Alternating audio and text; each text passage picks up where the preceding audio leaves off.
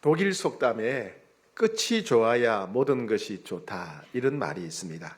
시작도 좋고 끝도 좋으면 가장 좋고, 비록 시작이 나쁘다고 하더라도 끝이 좋으면 다 좋은 것이다, 그런 말입니다. 근데 반대로 말하면 시작은 좋았는데 끝이 나쁘면 낭패다는 뜻입니다. 바로 이런 사람들이 있습니다. 인생의 시작은 너무나 화려했지만은 끝은 없이 나쁘고 비참한 사람들이 종종 있지요. 그 중에 대표적인 사람 중에 하나가 바로 솔로몬이라고 할 수 있습니다.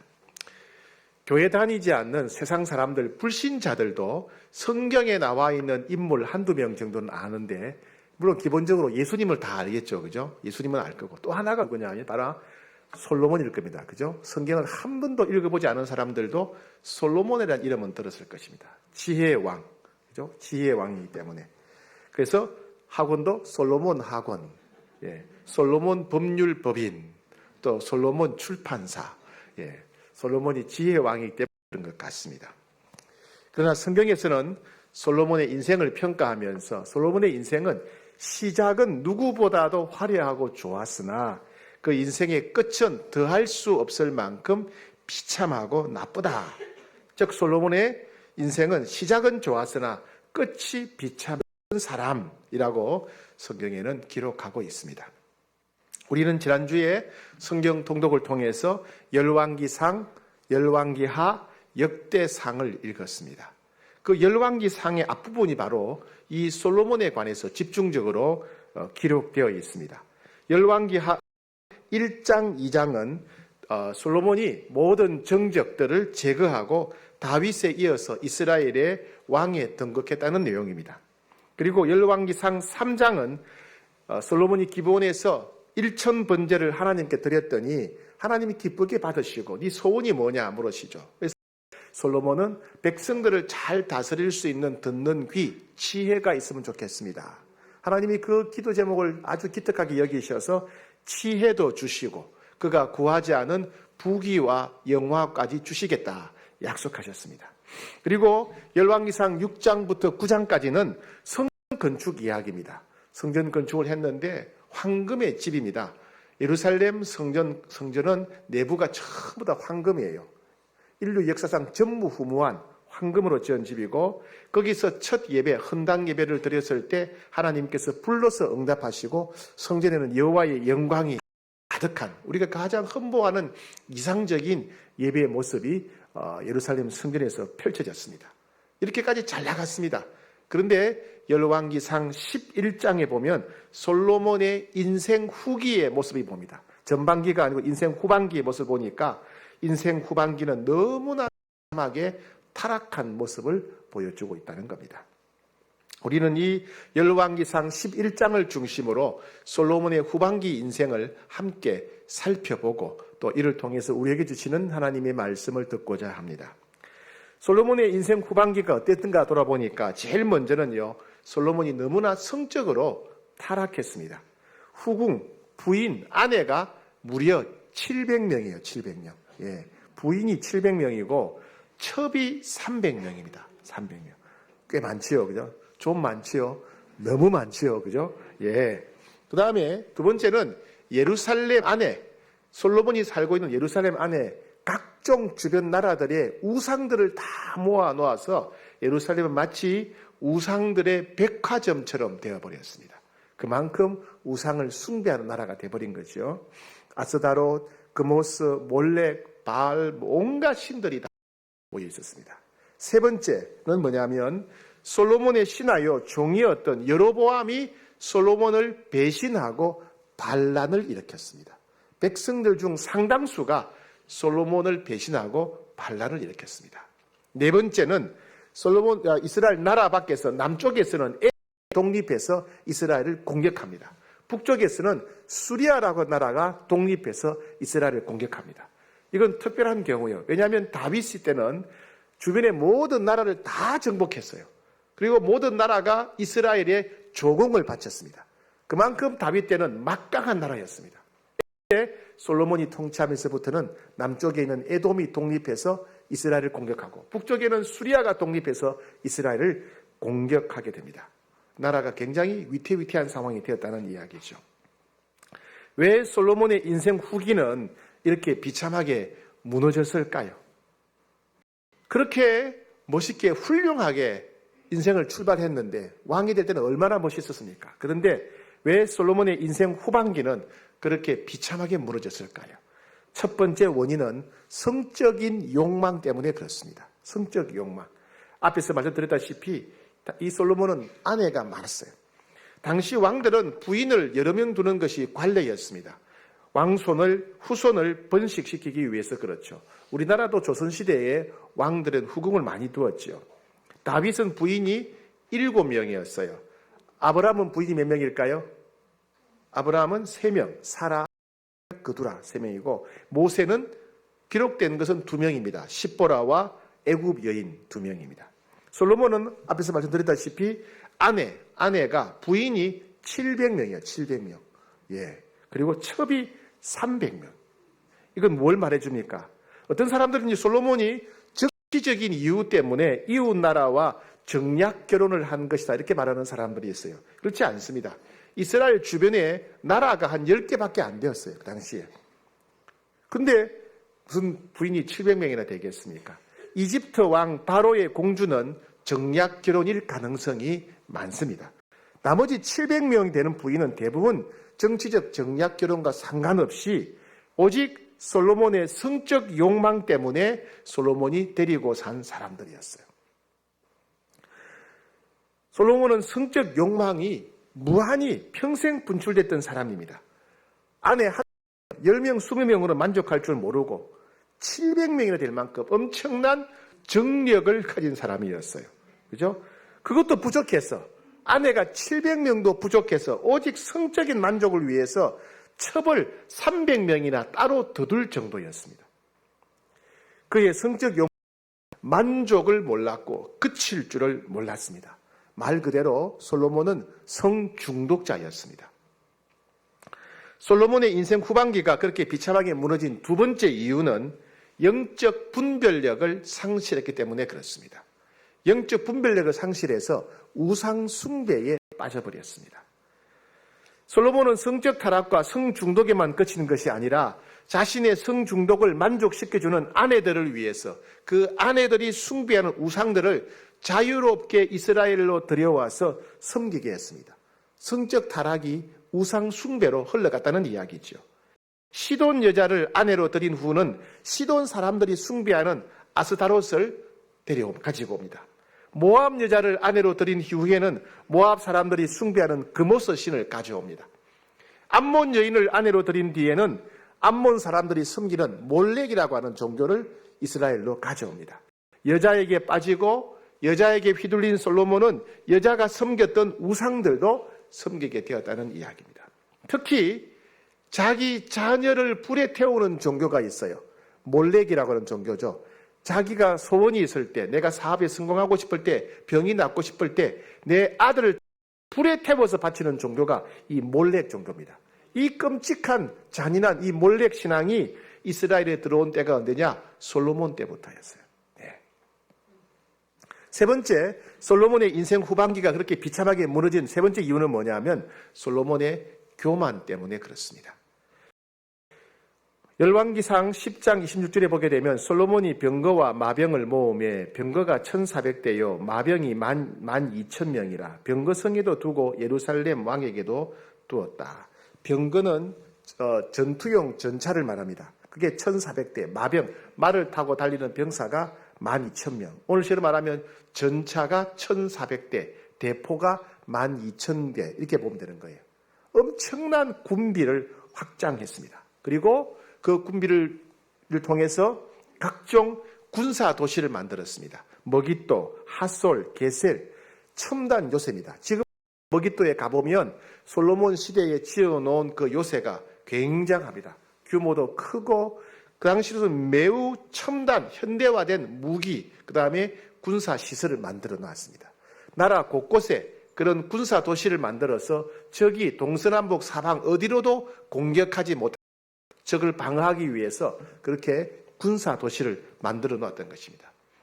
그런 말이 있죠. 권력은 총끝에서 총구에서 나온다. 그것처럼 이렇게 많은 무기를 만들고 군사도시를 만들어 놓았기 때문에 감히 누구도 솔로몬에게 대들고 따질 수가 없었어요. 그러니 자연히 솔로몬은 아무도 두려워하지 않습니다. 그리고 자기를 대적하던 형 아도니아와 국방부 장관 요압과 베냐민 지파의 장로였던 시므이를 단칼에 다 죽여버렸어요. 그러니까 겁낼 게 없는 겁니다. 아무 무서울 게 없으니까 하나님을 의지하지 않는 겁니다. 내가 두려울 게 없으면, 내가 걱정이 없고 마음이 편안하면 기도하지 않는 것처럼 국방력이 그렇게 대단했기 때문에 솔로몬은 하나님을 필요로 하지 않고 하나님을 의지하지 않게 되었다는 겁니다. 국방력 때문에 솔로몬의 마음이 교만하게 되었다. 자기 힘을 믿는 사람이 되었다는 이야기입니다.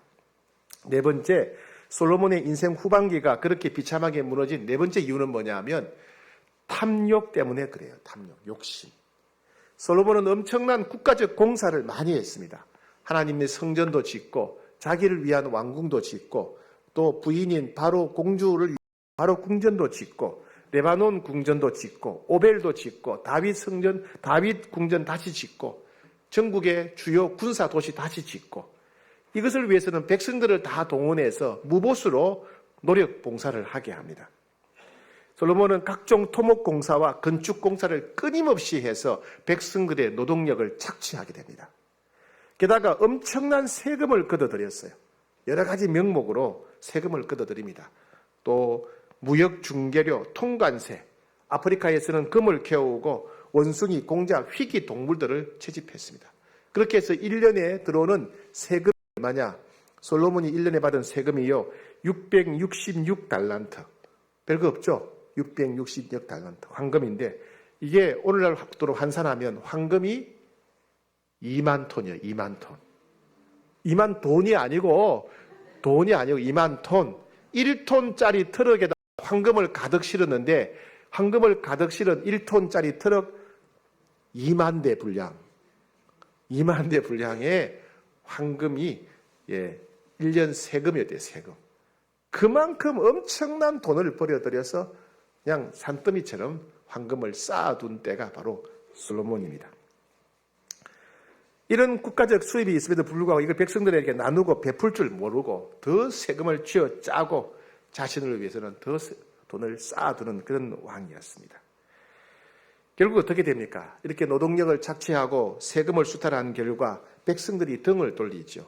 솔로몬 죽고 난 뒤에 백성들이 르호보암을 버리고 여로보암을 왕으로 선택합니다. 그건 뭘 말하냐면 르호보암이 인격적으로 미성숙한 것도 있지만은 이미 솔로몬 왕 때에 백성들의 마음이 돌아섰다는 이야기입니다. 이와 같이 솔로몬의 인생 후반기가 비참하게 네 가지 결정적인 원인은 첫 번째 성적 욕망 때문에, 두 번째 우상 숭배 때문에, 세 번째 교만 때문에, 네 번째 탐욕 때문에 되었습니다. 우리가 지난주에 큐티한 본문이 신명기였죠. 신명기 큐티 안 합니까? 하죠? 네. 큐티한 부분이 신명기였는데, 신명기에 보게 되면, 이스라엘 백성들이 가나안 땅에 들어가게 되면 왕을 세울 건데, 왕이 세 가지를 절대로 하면 안 된다라고 모세가 경고합니다. 모세는 가나안 땅에 못 들어갔지만은, 가나안 땅에 들어가는 백성들을 위해서 왕은 이 세 가지를 절대로 하면 안 된다. 주의를 줍니다. 첫 번째는 뭐냐면, 뭐였죠? 병마를 많이 쌓아두지 말라. 병마. 병거와 마병, 즉 국방비를 많이 지출하지 마라. 군대를 많이 키우지 말라. 왜? 나라가 튼튼할 거 아니에요? 아니에요. 국방을 튼튼히 하면 하나님을 의지하지 않기 때문에. 두 번째는 아내를 많이 두지 말라 그랬어요. 아내. 왜? 아내를 많이 두면 성적으로 타락하니까. 세 번째는 왕들은 은금을 많이 쌓아두지 말라. 왜요? 은금을 많이 쌓아두게 되면 결국 돈으로 사람이 타락하기 때문에. 그래서 모세는 이스라엘 백성들에게 왕은 이 세 가지를 금지해야 된다고 했습니다. 전에도 현대의 영성가 리차드 포스트도 현대인들이 우상이 있는데 현대인들이 숭배하는 우상이 세 가지랍니다. 하나는 탐욕, 돈, 두 번째 섹스, 성적 욕망, 세 번째 권력, 교만이라는 겁니다. 모세가 이스라엘 백성들에게 가나안 땅에 들어가서 왕이 절대로 탐해서는 안 될 왕이 세 가지, 리차드 포스터가 얘기한 세 가지와 똑같은 거예요. 성적 욕망, 교만, 탐욕. 근데 솔로몬은 여기 하나 더 추가했어요. 뭐죠? 우상 숭배까지 추가했어요. 네 가지 병이던 겁니다. 여러분, 그럼 우리는 어떻게 살아야 좋은 인생이 될 수 있을까요? 솔로몬은 얼마나 대단했습니까? 일천번제를 드리고 하나님께 기도하고 응답받았던 사람, 그죠? 엄청나게 지혜로웠던 사람이에요. 근데 이런 솔로몬도, 위대했던 솔로몬도, 성전을 건축했던 이 위대한 솔로몬도 말년에는 타락하고 넘어졌다. 예. 그럼 우리도 솔로몬 같은 평범한 사람이니까 넘어질 가능성이 많다. 우리의 말년이, 우리 인생의 후반기가 끝이 안 좋을 가능성이 많다는 거예요. 예. 어제 제가 어떤 목사님을 만났는데, 다른 교회 목사님이신데, 그분의 그 교회에서 있었던 일을, 평소에는 그렇게 열심히 섬겼는데, 말년이 안 좋은 거예요. 말년은 방탕하게 살았어요. 그 다음에 죽었으면 돌아가셨어요. 예. 그래서 그분이 천국 갔을까? 한번 못 갔을 것 같아요. 예. 내가 목사라 할지라도, 내가 선교사라 할지라도, 내가 장로라 할지라도, 내가 권사나 집사라 할지라도, 내 말년이, 내 인생의 후반기가 솔로몬처럼 그렇게 끝이 나쁜 인생이 될 수 있다는 이야기입니다. 그러면 끝이 좋은 인생이 되려면 어떻게 해야 되겠습니까? 끝이 좋은 인생이 되려면 첫 번째, 우리 안에 있는 악한 갈망의 싹을 잘라버려야 돼요. 악한 갈망의 뿌리를 잘라버려야 돼요. 우리 모든 사람들 안에는 다 연약함이 있어요. 우리 안에는 사람들마다 다 외로움이 있어요. 외로움. 두려워하는 마음이 있어요. 두려워하는 마음. 허무한 마음이 있어요. 허무하게 생각하는 거. 내가 외롭고, 내가 불안하고, 내가 슬프고, 내가 허무하니까 뭔가를 붙잡으려고 그래요.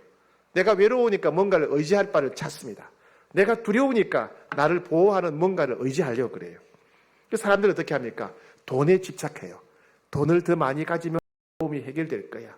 돈을 더 많이 가지면 두려움을 이길 수 있을 거야. 권력을 더 높이 가지려고 그러고, 더 짜릿한 성적 욕망을 추구하고, 더 인기와 명예를 추구하고, 하나님 이외에 우리의 외로움과 두려움을 이길 수 있는 우상들을 찾게 되고, 예. 모든 사람들의 마음에는 이런 욕망들이 있습니다. 우리는 우리 자신을 잘 살펴야 됩니다. 살피되 하나님 앞에서 살펴봐야 돼요. 세상 사람들과 비교하면 안 돼요. 세상 사람들은 다 진리를 모르고 타락한 사람들이기 때문에 세상 사람들과 비교하면서 우리 자신을 살피는 건 도움이 안 됩니다. 하나님 앞에서, 하나님 말씀 앞에서 우리 자신을 살펴야 돼요. 예. 그리고 우리 자신을 돌이킬 수 있어야 됩니다.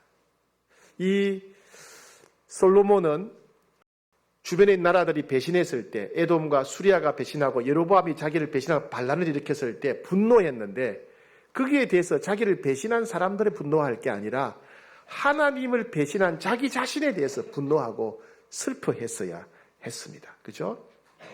솔로몬이 걱정할 것은 수리아나 에돔이나 여로보암이 아니라 하나님께 등을 돌린 자기 자신의 문제 때문에 더 슬퍼하고 그것 때문에 근심했어야 마땅합니다. 자기 자신을 살피지 않았기 때문에 솔로몬은 그 욕망의 늪에서 빠져나오지 못합니다. 제가 전에 사택 앞에, 이 교회 옆에 있는 사택에 살 때 사택 앞에 큰 나무가 한 그루 있었습니다. 어떤 장로님이 심으셨다고 했습니다. 그 나무가 제게는 친구 같았어요. 봄이 되면 새싹이 막 돋아나는데 그걸 보는 순간, 이야, 이 봄이구나. 연녹색 아주 보들보들한 새싹이 막 돋아나요. 봄이구나.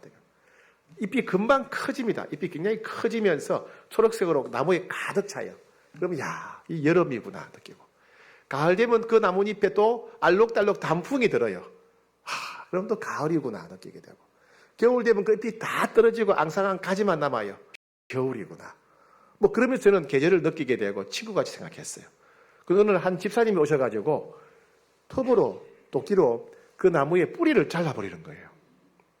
깜짝 놀랐어요. 집사님 왜 그 나무 뿌리를 자릅니까? 그랬더니 이 나무의 뿌리가 점점 뻗어가 옆에 있는 건물의 벽에 금이 간 거예요. 내버려 두면 그 건물이 무너진다는 거예요. 어쩔 수 없이 나무의 뿌리를 잘라요. 뿌리를 잘라야 나무가 죽으니까. 그죠? 우리 인생을 무너뜨리는 그 욕망, 욕심의 뿌리가 우리 속에 있단 말이에요. 우리 내면에. 여러분 그 뿌리를 잘라내야 됩니다. 겉으로 드러난 싹 몇 개, 가지 몇 개를 잘라서는 안 되고 땅에 묻혀있는 깊은 뿌리, 욕망의 뿌리를 여러분 잘라야 됩니다. 그래야 우리가 욕망으로부터 해방될 수가 있습니다. 두 번째, 끝이 좋은 인생이 되려면 거룩한 습관을 형성해야 됩니다. 거룩한 습관. 영국 런던 대학교의 제인 위들이라고 하는 교수님이 이제 이런 실험을 했어요. 사람들이 습관을 형성하는데 시간이 얼마나 걸릴까 하는 것입니다. 습관이 뭐예요? 어떤 행동을 반복해가지고 나중에는 아무 생각 없이 저절로 자동으로 행동을 하게 될 때 습관이라 그러죠. 일어나자마자 TV를 켜시는 분들, 그죠? 집에 들어가자 물을 마시는 거, 이런 거, 예. 각 사람들마다 이런 습관이 있죠? 저절로 반복하는 행동들. 그 습관이 형성되는데 시간이 얼마나 걸리는가 실험을 합니다. 그래서 사람들을 불러 모아가지고 각자가 형성하고 싶은 습관을 적어냅니다. 나는 밥 먹을 때, 아침 먹을 때 항상 과일을 먹고 싶다. 나는 10분씩 운동을 하겠다. 각자가 습관을 적어내요. 그리고 그렇게 하도록 격려해 주는 겁니다. 그리고 언제 이것이 저절로 되는가, 자동으로 되는가 봤더니 약 66일이 걸리더래요. 평균 66일. 평균 66일 걸리니까 66일 동안 그 행동을 계속하니까 나중에는 아무 생각 없이 그냥 자동적으로 과일 먹고 운동하고 이렇게 되더라는 거예요. 근데 66일 만에 습관이 형성은 되는데 좀 시간이 지나다 그 습관이 사라지는 경우도 있더라는 거예요. 그래서 달전을 더 해야 되나 보니까 100일이에요, 100일. 우리 아이들이 태어나면 되는 날 잔치를 하죠. 새 출발이라는 거죠. 그죠? 진짜 건강해졌다는 거죠. 그리고 산모도 아기가 낳은 지 100일이 되면 건강한 몸이 되었다는 거예요. 100일 잔치를 하잖아요. 그래서 서울의 어느 교회에서는요, 유명한 교회인데 100일 동안 성경을 읽기로 했어요. 1년에 3번. 그래서 거룩한 습관을 형성하려고 하는 거예요. 왜? 66일은 부족하니까 100일 동안 습관을 형성하자는 겁니다. 여러분, 습관이 형성돼야 우리가 온전한 삶을 살아낼 수 있습니다. 습관이 안 되면 안 돼요. 예수님도 습관을 지키셨어요. 예수님은 예배의 습관을 가지셨습니다. 누가복음 2장 40일 예수께서 12살 되었을 때 그들이 이 절기의 관례를 따라 올라갔다. 절기가 되면 예배 드리는 것이 습관이었다. 습관. 예수님은 성경 읽는 것이 습관이셨어요. 누가복음 4장 16절 예수께서 그 자라신 곳 나사렛에 이르사 안식일에 늘 하시던 대로 회당에 들어가사 성경을 읽었다. 예, 예수님은 안식일에 회당에서 성경을 읽는 것이 습관이셔요. 습관. 거룩한 습관. 예수님은 기도하는 습관이 있으셨습니다. 누가복음 22장 39절에 예수께서 가사 습관을 따라 감람산에 가심에 제자들도 따라갔더니 예수님은 문제가 생겼을 때만 기도하는 것이 아니라 평소 하던 대로 늘 감람산에 가셔서 기도하시는 습관이 있으셨다. 습관. 기도가 습관이셨어요. 예. 예수님은 사람들을 만나면 복음을 전하고 성경을 가르치는 습관이 있으셨어요. 마가복음 10장 1절 예수께서 거기 있으나 유대지경과 요단강 건너편으로 가시더니 무리가 다시 모여들거늘 예수께서 다시 전례대로 가르치시더니 전례대로가 뭐예요? 습관대로. 사람을 만나면 좀 습관적으로 복음을 전하시고 하나님 말씀을 가르치셨다. 예. 예수님도 습관, 거룩한 습관을 가지고 계셨다는 겁니다. 여러분, 습관이 인생을 결정합니다. 성공한 사람들은요, 성공할 수밖에 없는 습관이 있는 사람들이에요. 실패한 사람들은 실패할 수밖에 없는 습관, 나쁜 습관이 형성된 사람들입니다. 나이가 들어도 영적으로 성숙한 분들, 그분들은 나이가 들어 영적으로 성숙한 그분들은 영적으로 성숙해지는 습관을 가지고 있는 사람이에요. 나이가 들었는데 영적으로 성숙하지 않고 거의 불신자고 비슷한 수준으로 살아가시는 분들, 예, 잘못된 습관을 가지고 있기 때문에 그런 거예요. 습관이 인생을 결단합니다. 아무리 내가 좋은 생각이 있어도 이것이 내 삶의 습관이 되지 않으면 아무런 유익이 없어요. 내가 성경 읽고 싶다. 성경 읽는 게 너무 좋다. 근데 성경을 읽는 것이 습관이 되지 않으면 성경 안 읽어요. 나도 기도하고 싶다. 기도하고 교제하고 싶다, 응답받고 싶다. 근데 기도하는 삶이 습관이 되지 않으면 기도하지 않는 거예요. 습관으로 형성해야 됩니다. 내가 중요하게 여기는 가치가 습관으로 열매를 맺어야 우리 삶에 유익할 수 있다는 것입니다. 여러분, 이번에 100일 우리가 성경 통독을 합니다. 이것을 통해서 여러분 성경을 가까이 하는 거룩한 습관이 형성되기를 축복합니다. 이 거룩한 습관은 여러분의 인생 후반기를 거룩하고 복되게 만들어 줄 것입니다. 더 나아가서 기도하는 습관, 예배드리는 습관, 나누고 베푸는 습관, 전도하는 습관을 형성하는 여러분 되시기를 축복합니다. 그런 거룩한 습관이 우리 인생의 후반기를 분명히 복되게 할 것입니다. 세 번째, 끝이 좋은 인생이 되려면 하나님을 향한 갈망이 계속 불타올라야 됩니다. 하나님을 향한 갈망이 불타올라야 돼요. 여러분, 달리기 할 때 땅 하는데 뒤로 가면 안 되잖아요. 그죠? 뒤로 가면 안 돼요. 제자리에 그냥 서 있어도 안 돼요. 앞으로만 보고 달려가야 되는 거예요. 어떤 사람은 뒤로 가는 사람이 있어요. 욕망의 노예가 된 사람, 성적 욕망의 노예가 된 사람, 교만한 사람은 뒤로 거꾸로 인생을 사는 사람들이에요. 어떤 분 이렇게 말합니다. 목사님, 저는 권력욕도 없고 탐욕도 없고 성욕도 없어요. 저는 괜찮지요? 아니요. 그런 욕망이 없는 사람은 뭐예요? 제자리에 서 있는 사람이에요. 나는 욕망이 없습니다. 서 있는 사람. 어떻게 해요? 우리는 뒤로 물러서서도 안 되지만은 제자리에 서 있어도 안 돼요. 어떻게 돼요? 앞으로 달려가야 돼요. 앞으로 달려가야 돼요. 하나님을 향한 열정으로 계속 불타올라야 된다. 그 말입니다. 성경에 보면 위대한 믿음의 사람들은 하나님을 향한 사모함, 갈망으로 계속 불타올랐어요. 다윗도 보게 되면 시편 19편 10절, 금 곧 많은 순금보다 더 사모한다. 하나님 말씀을 사모하는데 순금보다도 더 사모한다. 지난주에 축구했죠. 한국 축구했는데 새벽에 하니까 보지는 못하고 새벽에 새벽 기도 가려고 일어나자마자 한국 축구 어떻게 됐지? 제가 찾고 있는 거예요. 교회 가서 설교해야 되는데 교회 가서 성도들한테 설교할 말씀은 생각을 안 하고 축구 했지를 보고 있는 거예요. 그 순간 제가 너무 부끄러워졌어요. 아이고, 말씀보다도 축구를 더 사모하네. 시편 143편 6절, 주를 향하여 손을 펴고 내 영혼이 마른 땅같이 주를 사모하나이다. 여러분, 땅이 가물어가지고 땅이 쩍쩍 갈라졌어요. 땅이 쩍쩍 갈라진 게 얼마나 비를 물을 기다립니까? 그런 마음으로 하나님 만나기를 사모한다. 하나님 말씀을 사모한다. 그 말이죠. 시편 84편 2절, 내 영혼이 여호와의 궁정을 사모하여 쇠약하며. 남녀가 서로 좋아하면 상사병이 걸려요. 그죠? 너무 사랑하면 몸살이 거예요.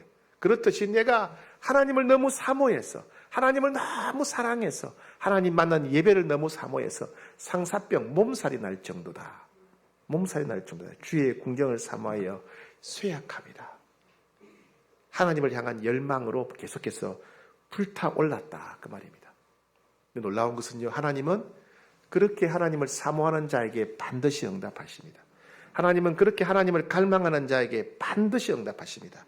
시편 107편 9절, 그가 사모하는 영혼에게 만족을 주시며, 사모하는 영혼에게 만족을 주시며, 말씀을 사모하는 자에게는 하나님 반드시 말씀으로 응답하신다는 겁니다. 하나님의 음성을 듣고자 사모하는 자에게는 하나님 반드시 음성을 들려주신다는 말이에요. 예, 위로를 사모하는 자에게는 하나님 반드시 위로의 은혜를 주신다는 말이에요. 마음의 평강을 사모하는 자에게는 하나님 반드시 평강의 샘물이 솟아나게 하신다는 말씀이죠. 은사를 사모하는 자에게는 은사를 충만하게 부어주신다는 말입니다. 그 말씀이 그가 사모하는 영혼에게 만족을 주시며, 누구에게? 오직 누구에게? 사모하는 자에게, 오직 갈망하는 자에게, 오직 불타는 심령을 가진 자에게 하나님 반드시 응답하신다, 만족을 주신다는 겁니다. 미국 유명한 존 파이프라고 하는 목사님이 계시죠. 이분이 몇 년 전에 한국에 오셨어요. 한국에 오셨는데 한국 어떤 기자가 이 목사님에게 질문합니다. 목사님, 지금 한국 교회는 물질주의, 인본주의, 이슬람, 동성애, 다원주의, 이단과 사이비의 공격에 직면해 있습니다. 이 중에 가장 심각한 문제가 무엇입니까? 우리가 어떻게 대처해야 될까요? 질문을 했어요. 그랬더니 이 존 파이프 목사님이 대답하기를, 물질주의나 인본주의나 이슬람이나 동성애나 다원주의나 이단 사이비는 기독교 역사상 2000년 동안 계속해 있었습니다. 한국 교회가 직면한 가장 심각한 문제는 이런 문제가 아니라 하나님을 향한 열망이 식어버린 것입니다. 하나님을 향한 갈망이 식어버린 것이 가장 심각한 도전이요 위기입니다. 이렇게 말했어요. 여러분, 우리 안에 그런 갈망이 없다면 우리는 심각한 지금 위기입니다. 또 서로 신뢰하고 좋아하는 열정이 있어야 돼요. 여러분, 부부도 그렇지 않습니까? 부부가 나이가 들어간다고 사랑이 식어버리면 어떻게 됩니까? 사는 게 피곤해지는 거예요. 부부간에도 사랑이 식어버리면 유혹이 찾아올 수가 있는 거예요. 부부가 나이가 들어가도 서로 계속 사랑이 불타오른다면 인생이 행복하고 유혹 들어올 틈이 없지 않겠습니까? 사랑하는 여러분, 여러분 가정의 부부간에 사랑이 계속 불타오르기를 축복합니다. 아, 대답 안 하신 분은 혼자 사시는 분들이 뭐구나. 네, 좋습니다. 네. 마찬가지로 하나님과 우리 사이에도 하나님을 향한 갈망이, 사모함이 계속 불타올라야 돼요. 내 안에 하나님을 만나고자 하는 열망이 없다면, 내가 성경 읽으면서 하나님의 음성을 듣고자 하는 열망이 없다면, 찬양하면서 내 마음을 하나님께 드리고자 하는 열망이 없다면 우리는 이미 마음이 병들었고 솔로몬의 길을 걷고 있는 거예요. 우리가 솔로몬의 인생을 살고 있는 거예요. 내가 목사가 되었으니, 장로가 되었으니, 내 나이가 이쯤 되었으니, 내가 이런 업적이 많으니, 아니요, 그건 아무 소용없어요. 지금 내 안에 하나님을 만나고자 하는 열망과 열정, 거룩한 열정이 없다면, 내 심령이 불타지 않는다면 우리는 이미 병든 목사예요. 병든 장로예요. 솔로몬의 길을 가는 성도가 될 수밖에 없는 겁니다. 사랑하는 여러분, 예배 드릴 때마다 하나님을 만나고자 하는 열망으로 불타오르시기를 축복합니다. 찬양할 때마다 마음을 하나님께 드리고자 하는 열망으로 불타오르기를 축복합니다. 기도할 때마다 하나님 만나고, 기도할 때마다 하나님 역사를 경험하고 응답받기를 사모하시기를 축복합니다. 특별히 100일 성경 통독할 때, 성경 읽을 때마다 성경을 통해 찾아오시는 주님, 성경을 통해서 나에게 말씀하시는 그 음성을 듣고자 하는 열망으로 불타오르시기를 축복합니다. 마지막 네 번째, 인생이 되려면 믿음의 동력자들과 함께 있어야 됩니다. 여러분, 신앙생활은 절대로 혼자 할 수가 없어요. 결혼도 혼자 할 수 없잖아요. 그죠? 결혼생활도 혼자 할 수 없듯이 신앙생활도 혼자 할 수가 없어요. 우리는 다 약합니다. 넘어질 때가 있어요. 죄를 지을 때가 있습니다. 불행에 빠질 때가 있어요. 그때 내가 죄를 지을 때, 너 그렇게 살면 안 돼. 집사님 그렇게 살면 안 돼. 일깨워주는 친구가 필요해요. 내가 고통에 수렁에 빠졌을 때 나를 끌어내주는 친구가 필요한 거예요. 우리는 혼자 신앙생활을 할 수가 없어요. 같이 신앙생활하는 사람이 필요합니다. 그래서 전도서 4장 9절에 한 사람이면 패하겠거니와 두 사람이면 맞설 수 있나니 세 겹줄은 쉽게 끊어지지 아니하느니라.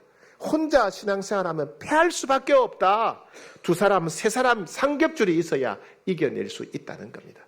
여러분, 그런 믿음의 동력자가 필요해요. 하나님은 제게 그런 분들을 붙여주셨어요. 우리 장로님들, 우리 부목사님들, 그분들은 제 가까이 계세요. 제가 혹시 성적인 유혹에 빠질까봐 눈을 부릅뜨고 계세요. 제가 돈의 욕심, 탐욕의 노예가 될까봐 눈을 부릅뜨고 있어요. 제가 나태해질까봐, 제가 게을러질까봐, 제가 기도 안 할까봐 눈을 부릅뜨고 계세요. 그분들이 계시기 때문에 제가 살 수 있는 거예요. 그분들이 계시기 때문에 제가 깨어있을 수밖에 없는 거예요. 우리는 서로를 필요로 합니다. 혹은 제가 사랑방 모임을 하는 목사님들, 그 목사님들은 늘 저를 위해 기도해주고 제 이야기를 들어줍니다. 그분들이 계시기 때문에 저는 더 하나님을 갈망하게 되고 성령 충만하게 됩니다. 이미 하나님들에게 믿음의 동력자를 붙여주셨지요. 함께 살아가셔야 됩니다. 서로 이끌어주고 서로 격려해주고 서로 축복해줄 때 우리 인생의 후반기는 더 아름답게 빛날 것입니다. 말씀을 정리합니다. 솔로몬의 인생의 후반기는 성적 욕망에 시달리고 우상 숭배에 시달리고 교만과 탐욕에 시달렸습니다.